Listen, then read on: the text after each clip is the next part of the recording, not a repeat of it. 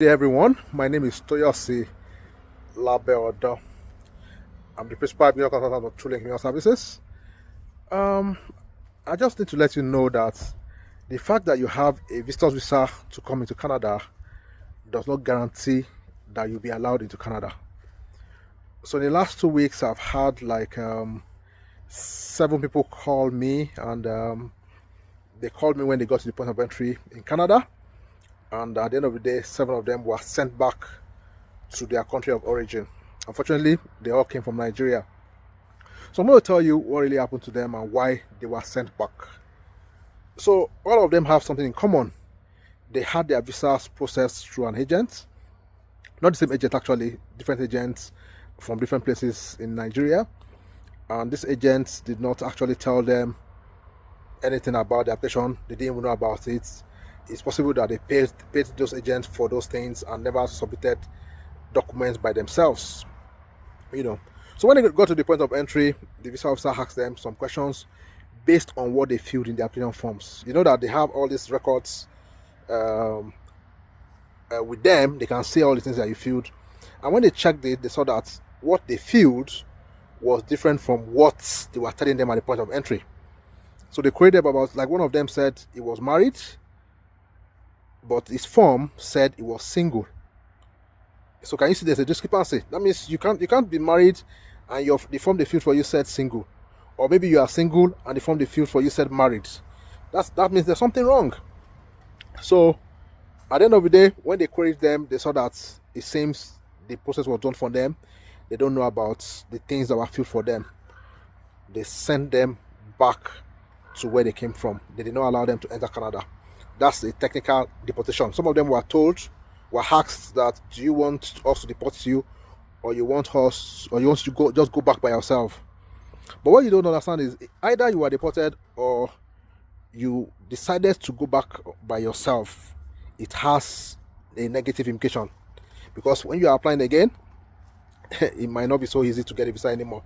So anyway, they sent them back, and that was when some of them got back to Nigeria, and they now had to call me to ask me what could I do for them. Now, let me tell you the solution to this thing. If you are working with any agent, no matter the agent you're working with, please ensure that you collect the form that they filled for you from them. Let me repeat that again. If you are working with any agent, if any agent is helping you with your visa process, make sure you collect the form that, if not only the form, just asking for a document that was filled for you. So the form that he filled for you, you need to have a copy of it. And many times it's good that you go through the forms that are filled for you before they submit. Because if they feel something that is wrong for you, it's going to be a problem for life. So the issue that these people had was that they filled some forms for them.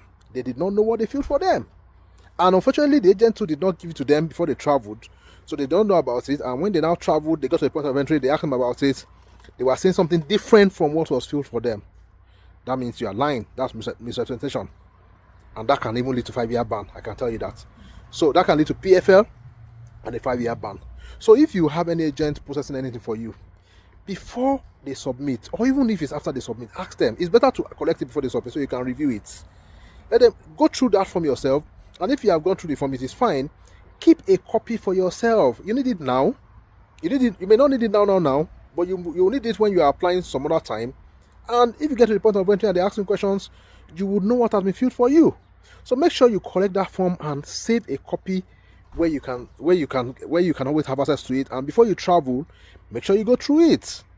Actually, if it's your profile, there won't be an issue at all. There won't be an issue. And some of these agents also will not want to give you the information they filled for you, because they know that they filled nonsense for you and all that. So be careful. Look at the consequences of using those agents now. They were deported. Look, it's not funny. One of these clients, she was actually crying. And I'll tell you why she was crying. She said she has sold everything she had. She sold her car. She has told all her friends that she was traveling abroad. Now she's back in Nigeria. Do you know the cost of that? So you have used an agent now. You have used an agent who has cost you more sorrow than joy. And I'm sure you will not like that. So my advice is, if you're using those kind of agents, make sure you collect the details that was fit for you. have a copy of it and make sure when you are traveling, you understand the things that are there before you travel, so that you don't end up being deported when you get to a point of entry in Canada. So as I said, the fact that you have a visa does not mean you'll be allowed to enter Canada. That's a fact. You know, the visa only allows you to travel from your country to Canada. When you get to the point of entry, the visa officers there or the Canada border service officers will decide if you're allowed to enter Canada.